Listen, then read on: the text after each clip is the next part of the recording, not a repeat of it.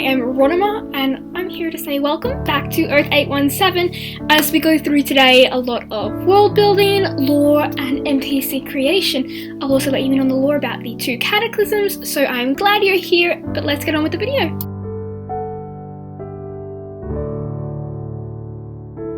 But as promised, we're going to do some world building today. So we're going to have a look-see at what I have down, because the Twitter did say that we, decided that we were going to do world building. So, some people asked me about the Gorgon encounter, so Medusa, Eulalie, and Stheno, and how that worked, because it wasn't really a proper combat.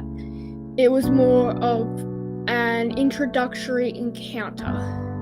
Because you're going to see a lot more of the Gorgon sisters throughout, because I'm going to throw a spoiler out here, and I know there are cast members watching, but oh well, I'm going to throw a spoiler out. There's a direct link between the 2 timelines. You could have figured this out through Eulalie's use of the dust, pixie dust you could call it.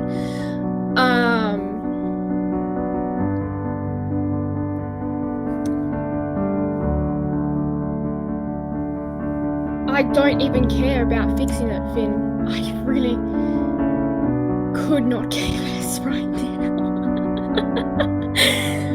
The in-between as well, where sorry, I love you, Finny, but no. Where Chet and Frankie met Loki and Dulce, is, how to describe it? It's basically, it's an in-between land, where the timelines are collapsing in on each other. Love you too, Finny. So, the Aftermath timeline, which is Chet and Frankie, and the Before the Fall timeline, which is Dulce, everybody, and Aaron, they're crashing into each other. The in-between is what will occur entirely if the parties don't succeed in their goals for their campaigns. So currently what they believe the goal is for both is to locate, prevent, destroy Mordred, Arthur, and their lackeys. Again, no hate. Love Arthur, love Mordred, love the mythology. They just so happened to be who ended up becoming my villains, which was not entirely intentional, but it kind of was a little bit, because I thought I like the idea of this righteous person falling from grace, which I really like with that. The in-between also is a place where the deities of Elysian can speak freely about who they are, as we witnessed Loki do, but he refuses to speak freely about who he is, whilst he is Professor Lachlan Johnson, because there is this constant risk for the deities and the high-ranking agents of Elysium that have managed to be reincarnated into this alternate timeline. They have all their memories, and they have a lot of PTSD from watching their loved ones be brutally murdered in front of them. And they're just not willing to take the risk of mentioning who they are or what they know out loud. You never know when a member of House Pendragon is around. You never know when Mordred is looking in on you. You never really know all of this. And it's very difficult for these people that used to be so powerful having to live mundane lives. And I want to explore this more, like the mundane part of their life. Elysium and how it works. I know I'm speeding through this, I'm so tired. And it took me a long time to get this to work because everything crashed. But, Elysium, I think maybe, do I? 2 seconds. I might have how it works.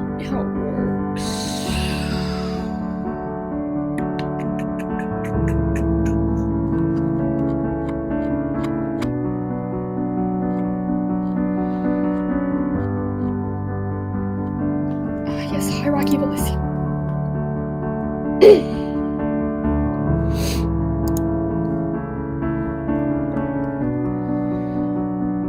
We'll go to there. Oh, Jesus Christ, my face. I'm sorry. We'll turn that off. Jesus.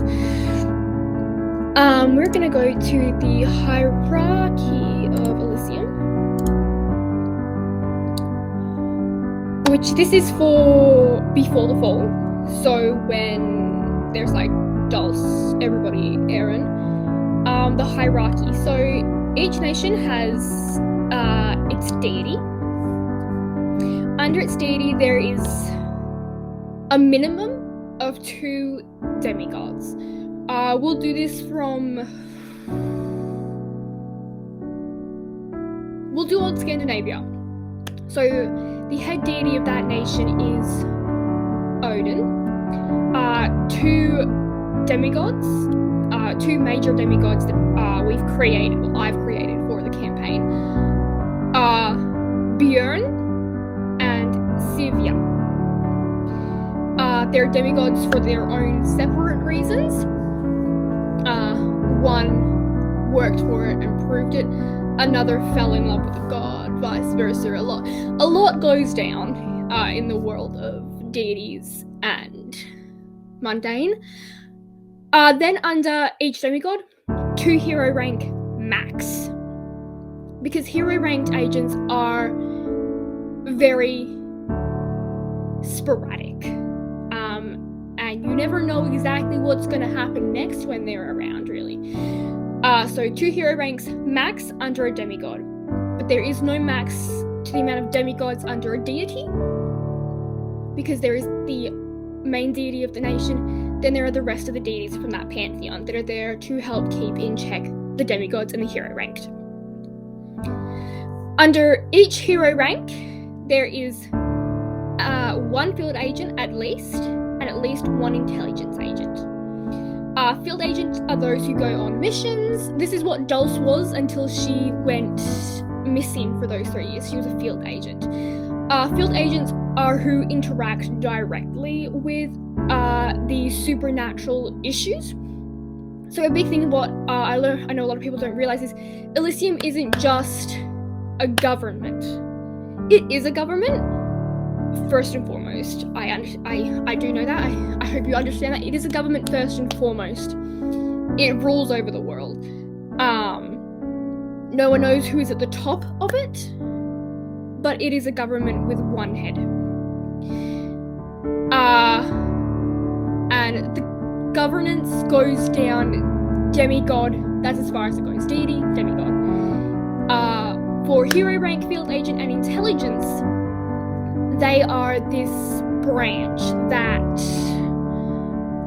go on these missions or assignments that deal with supernatural issues. So say a village full of completely mundane, 0 supernatural links, so 0 clerics, warlocks, wizards, or 0 magic is used by these people. They're completely unmundane, weren't born with anything.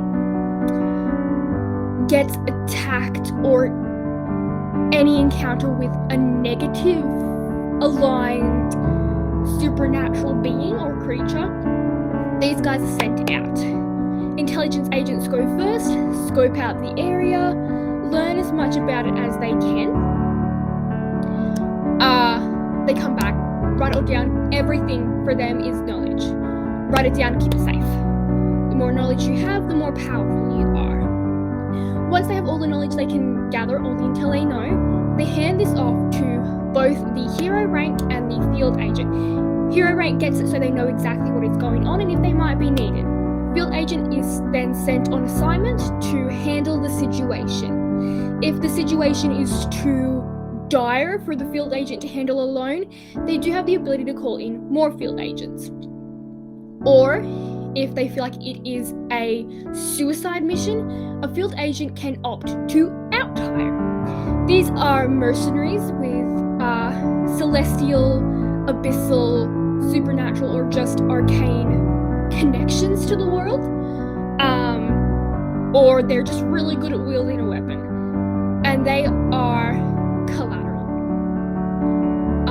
replaceable. They can be gone, they can die, and no one would lift finger. They're replaceable.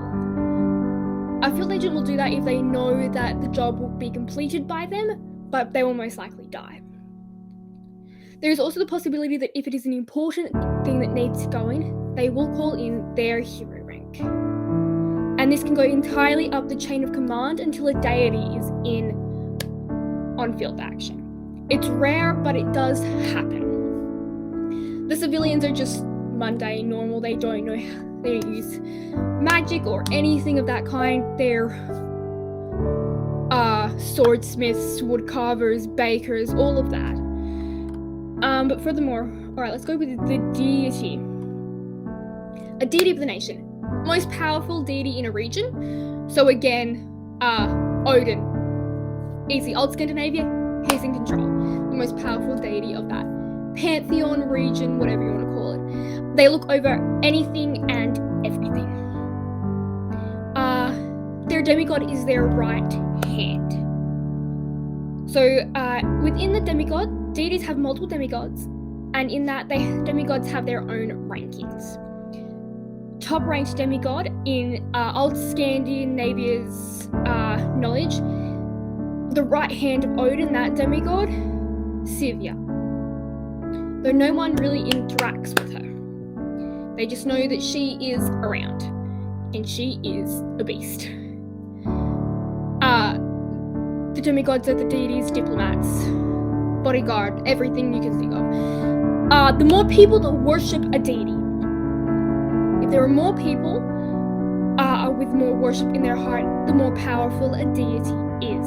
The more powerful they are, the more influence they have on the world. They also need to have a specific amount of worship and power to be able to manifest a physical form. Otherwise, they are just these souls, these bubbles of magic that just float around time and space.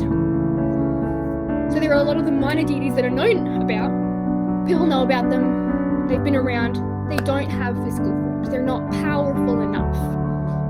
Then there are lower deities that are just powerful enough to have their own forms, but no one respects them enough to have their own land. There are then deities like Circe and Calypso, who are at the power level where they can manifest a physical form, as well as a sanctuary for their followers. The best way to explain this is with Circe. She has her island. That's created by her divine power. If she starts to lose worshippers and power, the island will decay and crumble apart like it never existed. And Circe's physical form will wither and die. Demigods! Just below the deities, and 9 times out of 10 they are feared. For example, in Greece, one of the demigods is Talia. She is known as the Tyrant Commander of Pythia, or Lady Death. They're seen as the rulers of the nations, because a deity can't, well, they can, but they don't rule. They are there. They're the ultimate force. A way to explain it is the Church of England, and then England's monarchy with Henry VIII. How originally the Pope was more powerful than the King of England. So the Pope was in control, but the King of England, but Henry was the ruler of the nation. So they deal with any and all duties. They do go on field missions that task with near certain death. It's really hard to explain them all differently. Hero ranked are known for their power, but also their arrogance and narcissism. This leads to many hero ranked agents having a lot colder personalities than that of a demigod or an intelligence. Because even though they know they're not demigod ranked, they think they're the best. They think they should be a demigod, but they're not. But they do know their place because they know the demigods above them can and will destroy them. They run most of the missions set out by the superiors, so demigods and everything. They act as the recruiters of Elysium. If a hero-ranked agent takes a liking to a child with an affinity for the supernatural, celestial, or abyssal, they will take it upon themselves to train them. To have more that are loyal to them as well, especially because they're so arrogant in that way that they think if they have enough followers, they'll be able to hit demigod and deity ranks. A good way to explain this is Finch's character Dulce and Pandora. Dulce's parents died the very start of Dulce's life on mission. They were field agents. Dulce was taken in by Pandora, trained, honed, everything was done by Pandora. So Dulce was one of the best of her time, but now she's fully regressed back into early training stages because of those 3 years she has missing from her memory that she doesn't remember training in at all.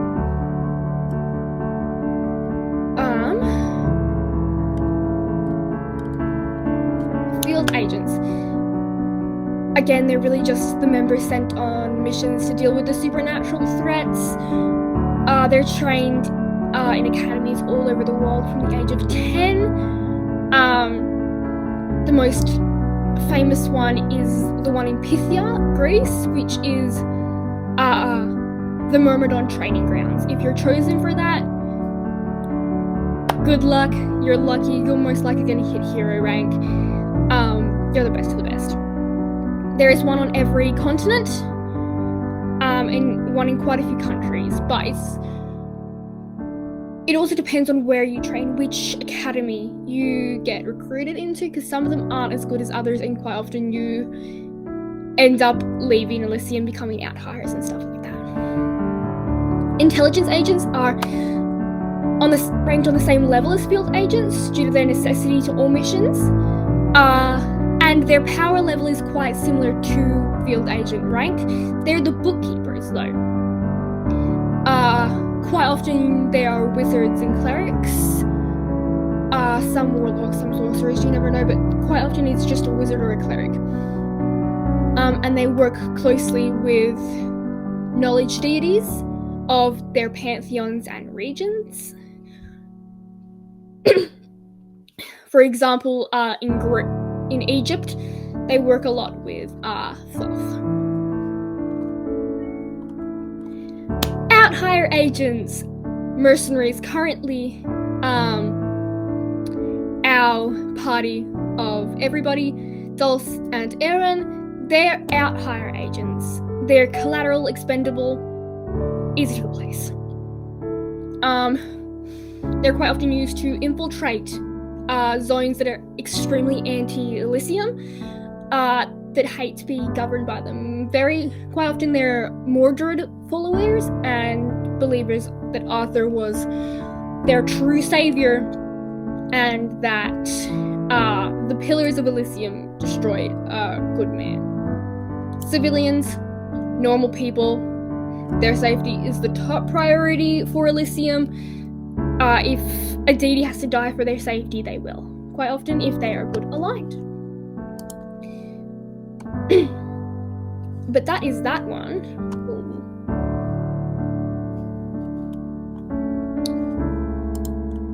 Sorry. What was next on our agenda? Oh, we can talk about the cataclysm. So the cataclysms is when. So there's two. There is two cataclysms in total. The first one is where the pillars of Elysium went face to face with the armies of Mordred and were in turn betrayed by King Arthur. So it was a great war. It lasted well over a decade, nearly two. Almost the entire civilization of the entire planet was wiped out during the first cataclysm. Very few survived. Deities lost their physical forms very early on as people as people started to lose faith in them.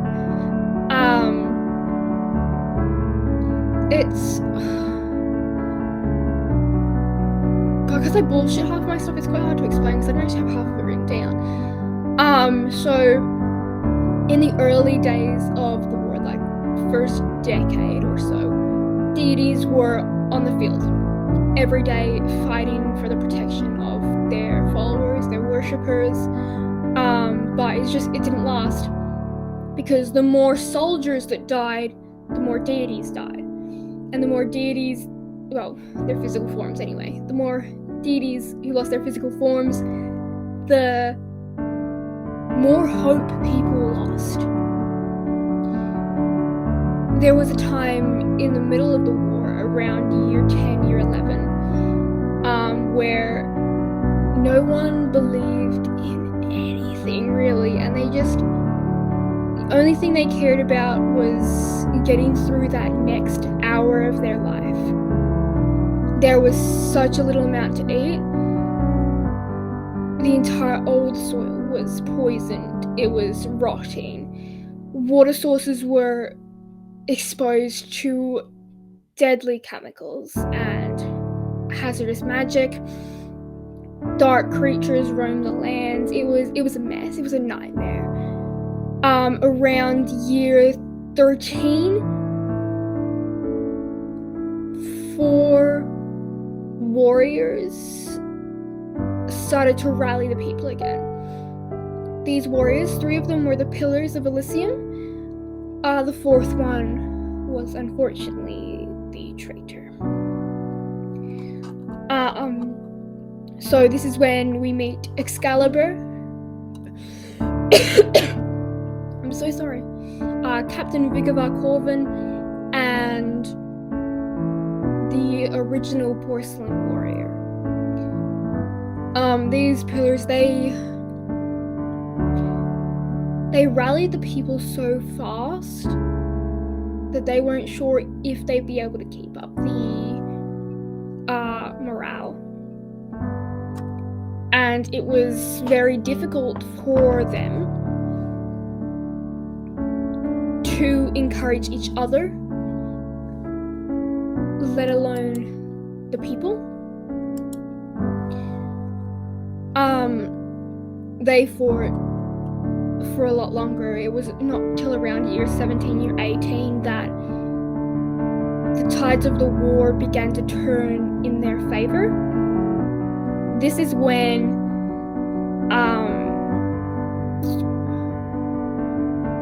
Arthur Pendragon began to show that he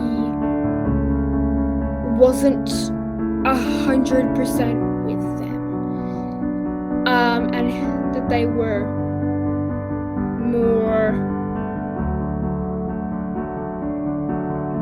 afraid than the rest of the people. They started losing battles again. Terrifying. They didn't know what to do or where to go. And it was just terrifying for them. A lot of them. In the end, however, we come to the final battle of the Cataclysm. It raged for 10 hours straight until it was the end. The battlefield was full of dead bodies from both sides. The only 4 that still stood were our pillars and Arthur. And this was the true turning point for all of them. This was the true cataclysm, when Arthur revealed his hand and he betrayed them. This is when we see for the first time in over 10 years a deity appear in full physical form, with all that was left in the original porcelain warrior's heart. She summoned Athena. Athena reminded them who he was. And so on that battlefield, all 4 of them died. Or so the story goes. The second cataclysm is where the Before the Fall party fails their campaign. And they lose everything. It's almost like they don't fight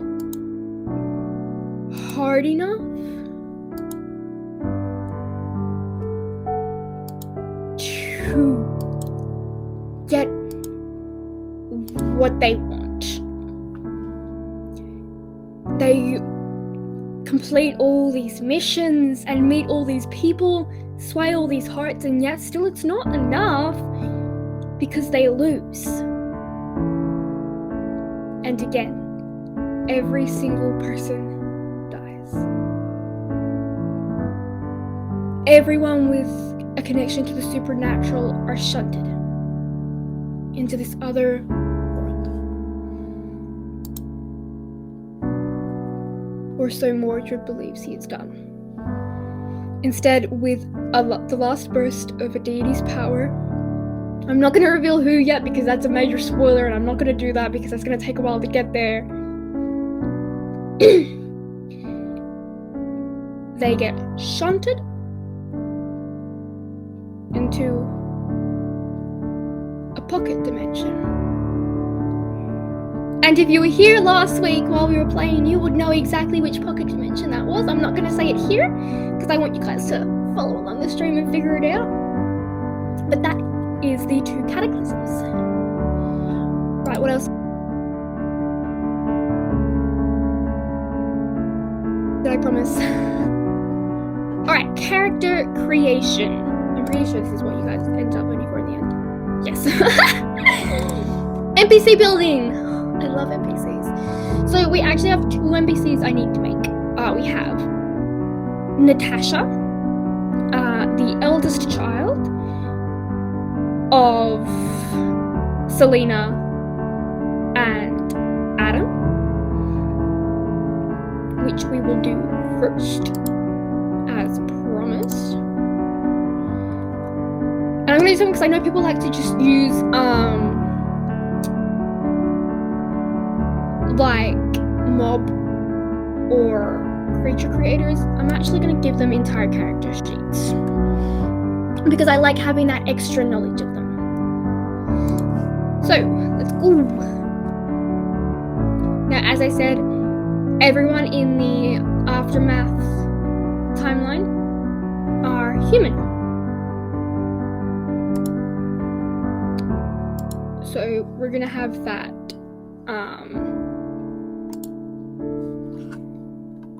as a base, and we're actually going to use pre-made. But she never used this feature before, so we'll see.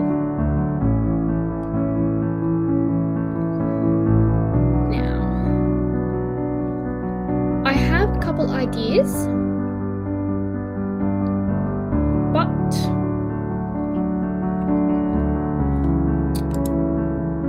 if we have input, I would love it. I'm joking. Natasha is a barbarian.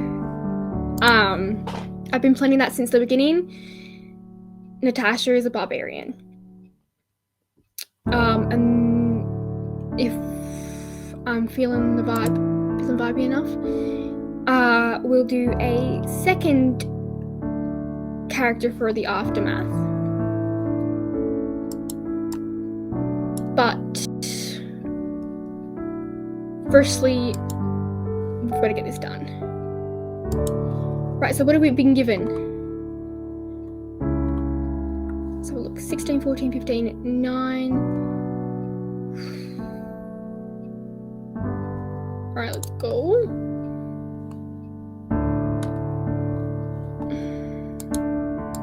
I want to edit the entire thing. There we go. I know how to use DNDBeyond. I've used it for years. I swear. Currently level 1, correct. Abilities. I don't like her stats, so we're actually going to do the rolled option. Oh, my sound is on.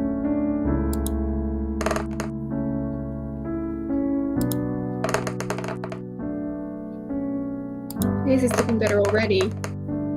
Oh, there's our dump. Last one.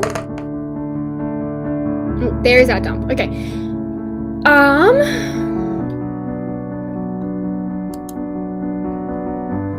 What shall we dump?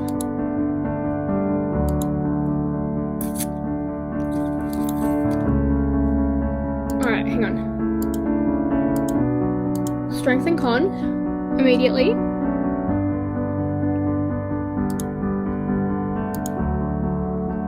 No, that won't work.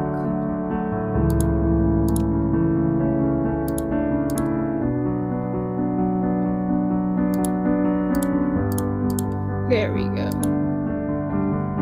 Okay, I know a lot of you are gonna hate me for that and how I did that, but it works so much better with what I'd already planned. So, Natasha Vasily, because she is Adam's child, and we're actually going to change this. So we're actually going to swap out of DNDBeyond and to my Pinterest, because that's where we get all my character art from. Now again, I don't own any of this, it's evidently from Pinterest. Please don't come and get me. I'm actually going to take that now, because I want that for later, for a different campaign. Alright, human female character, actually. This is so annoying. Character. Inspiration. Would be inspiration. We want it from the modern day. And she's blonde. Something like this, I'd say. Alright, we're going to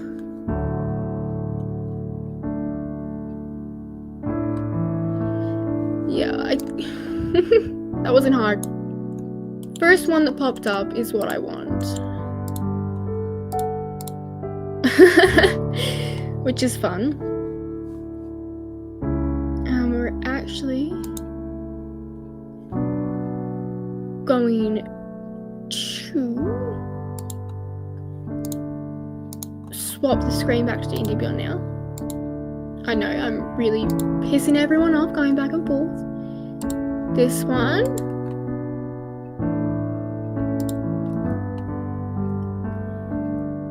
Natasha Vasily. Alright. There is Natasha, which was easy done because I already knew practically what I was going to be doing. Next up is an intelligence agent from Before the Fall. Got a buzz. Let's have a look-see at her. Again, so way better stats than last time. Yeah. It's in inventory. Okay. We're actually going to do this later on together.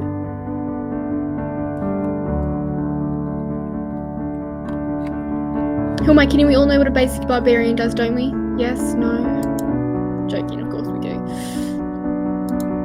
Right, so we need an intelligence agent, and I'm actually going to be a bitch again and swap because we should have stayed in Pinterest the entire time. Because I have no plan for this intelligence agent whatsoever. And you're going to learn how I start character creation is be your character out, and I actually really like this one. I actually really do like it, and I think it's going to work extremely well with what I have in mind. The problem is, oh shit, stay. Because I'm not using my DNDBeyond account, I'm using my extra account. I don't think I have Dark Elf bought. I don't. So we're actually going to have to swap.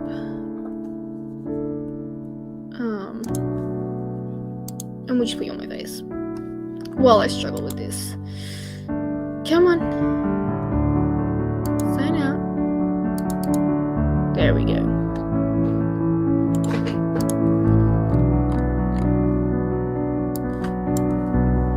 I know I'm such an annoying rambler, but here we are.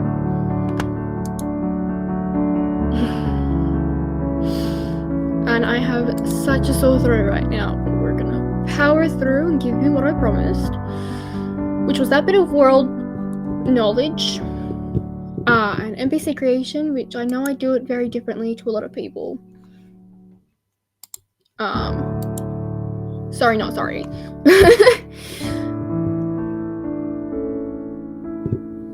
I really did not plan any of this. I should have. Probably. Almost definitely should have planned this. But I didn't, so here we are.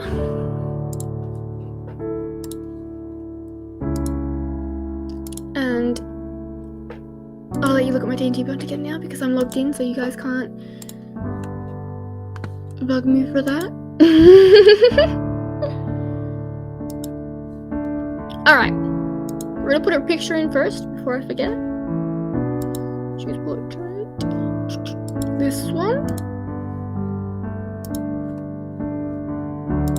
And we're gonna do Dark Elf, or as it was originally known as, Drow. I could have done any of these here. Dark Elf. Boop boop boop. So with a Dark Elf, you get keen senses, so proficiency in perception, advantage on saving throws against being charmed, and you can't be put to sleep by magic. Thank you, Fey Ancestry. Trance. Elves. Love them. You don't have to have, well, you do need long rest, but you don't have to sleep. Just 4 hours a day. Semi-conscious. Oh my god, wait, no. 4 hours a day. Semi-conscious for a long rest. I love it. I love elves so fucking much. Ability score, charisma, mwah, perfect again. I love it. Superior dark vision, because they're a dark elf, they get further dark vision. I love that feature. It's amazing. Downfall, sunlight sensitivity, disadvantage on attack rolls or wisdom, perception checks. Rely on your sight. Don't worry, we have proficiency in perception. Cancels the bitch out. Drow magic, mwah, mwah, mwah, mwah. Extra cantrips, extra spell slots, I love. Weapon training, practically the same as Elvish weapon training, just different weapons. I love it again, absolutely fabulous. Class, Intelligence Agent. We are going to make it a wizard. I'm sorry, I'm basic. What can I say? I'm really vibing wizards right now. I'm playing a wizard on Wednesday at the moment. I really like wizards right now.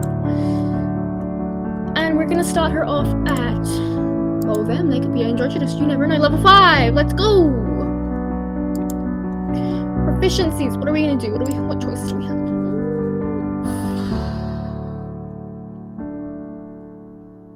Insight.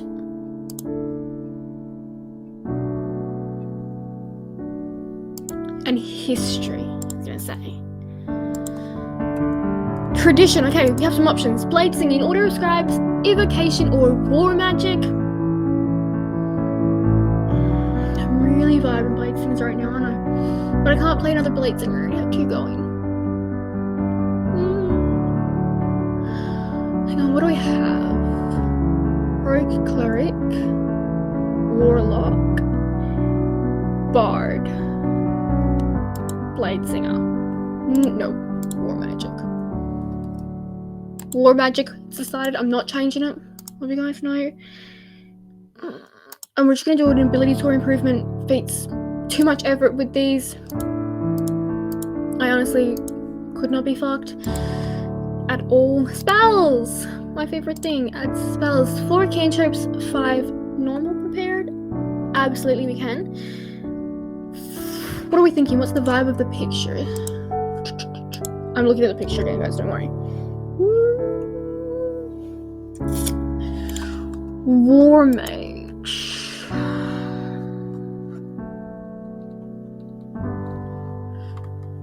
Infestation. I fucking love infestation.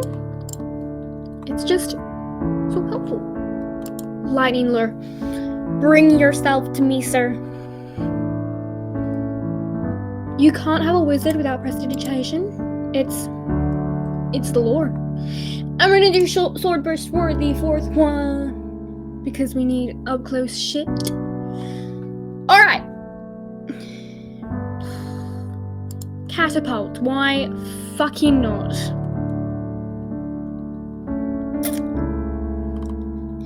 Detect magic. You need that. She needs comprehend languages. Absolutely, we do.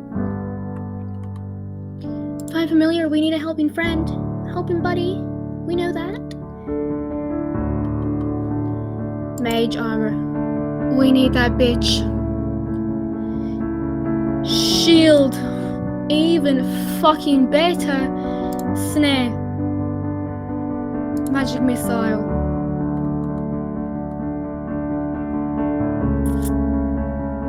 Thunder wave. I fucking love these spells.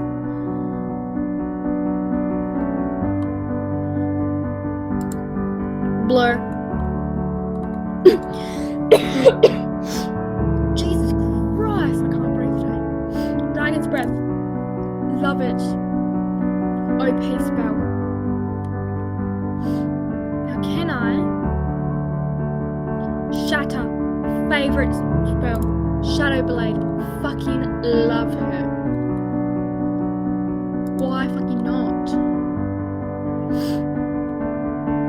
Bestow curse. Don't mind if I do. Counter spell. Dispel magic. I'm making it so much harder. Fireball. I'm making my life so much harder later for when I have to choose the prepared ones. Sending. It's just so fun to pick them. Tons. Okay, I'm done. I swear. I just like picking spells, you know? They're fun. And it's not like it makes me want to kill myself. Spellbook. Do I want to prepare? Not really, but I'm going to. How many can I prepare? 5. Fireball.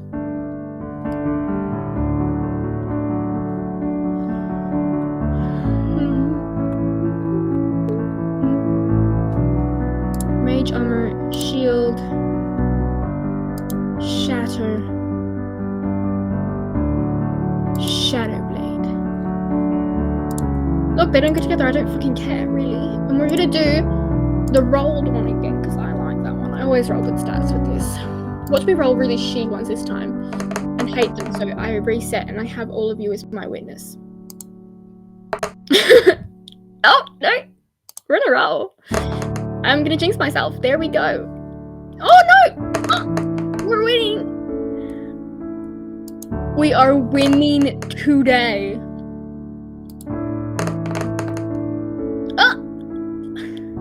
Fab. Well, the 16 is gonna go straight into intelligence,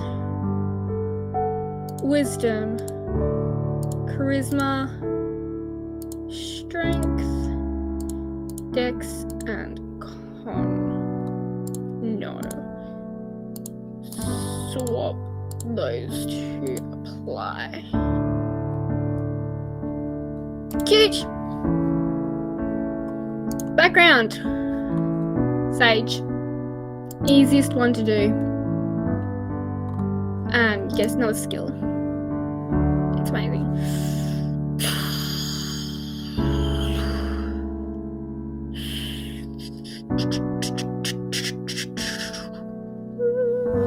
Religion. Oh, we get two languages. Okay.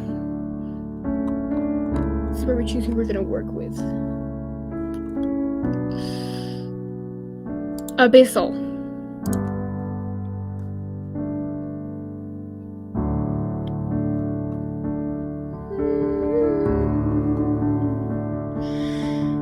And draconic. My spells are draconic, so it makes sense, guys. It makes sense. Starting equipment. We're gonna go straight. Dagger. Arcane focus. No, that's not what I wanted. Crystal. We're gonna do that. Spicy. Yep, crystal. That's what we're gonna do. Explorer's pack, because that's what I do. We need a fucking name. Let's see.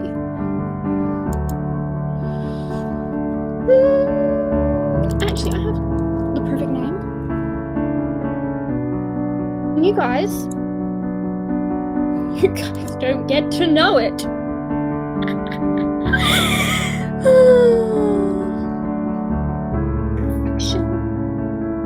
Perfection. Kind of. Okay.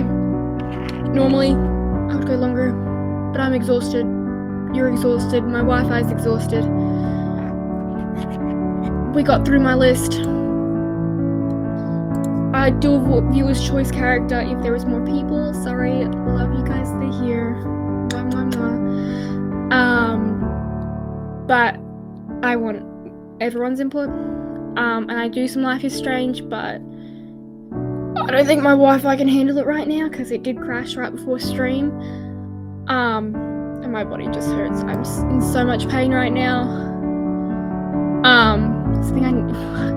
We need to be open with you. A lot of our cast have both mental and physical disabilities. So I'm in a lot of pain right now. Others are in pain sometimes. It's a thing. But we'll keep going as much as we can, as fast as we can. That's really all we can do for you. You guys are amazing. I love you so much for your support. This is all I can handle right now, guys. I'm real sorry. But next week will be better. A lot better. In more ways than one.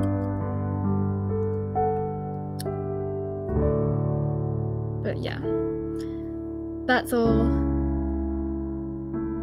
Love you guys. Let's find a channel to raid. What are we gonna do today?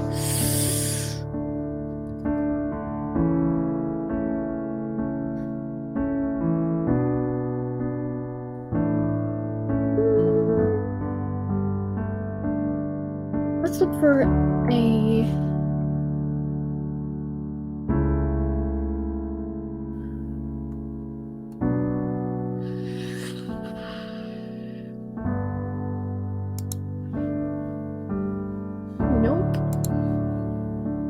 Let's do an art channel.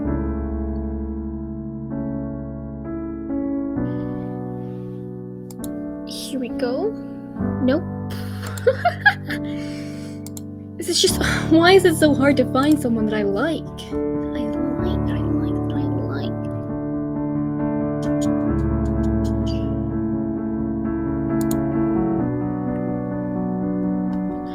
Let's start doing Everdream Valley. I like that game.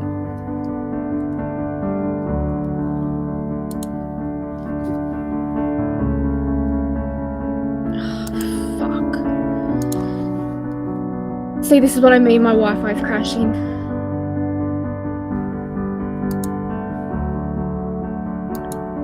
It's really starting to annoy me.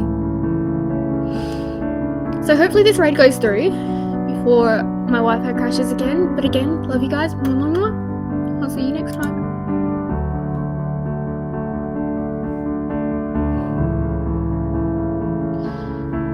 Okay, love you guys.